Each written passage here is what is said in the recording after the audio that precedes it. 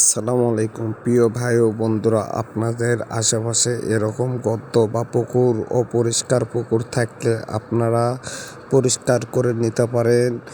আপনারা পরিষ্কার করে নিয়ে চুন সহ ঔষধ সহ ব্যবহার করে আপনারা একবারে পরিষ্কার করে নেবেন। নিয়ে সঠিক পদ্ধতিতে আপনারা মাছ চাষ করবেন। মাছ চাষ যদি সঠিক পদ্ধতিতে মাছ চাষ করতে পারেন, মাছ চাষ করলে আপনি অনেক লাভবান হবেন। আমাদের কাছে অনেক প্রকার মাছ আছে, আমরা সঠিক পরামর্শ দিয়ে থাকি।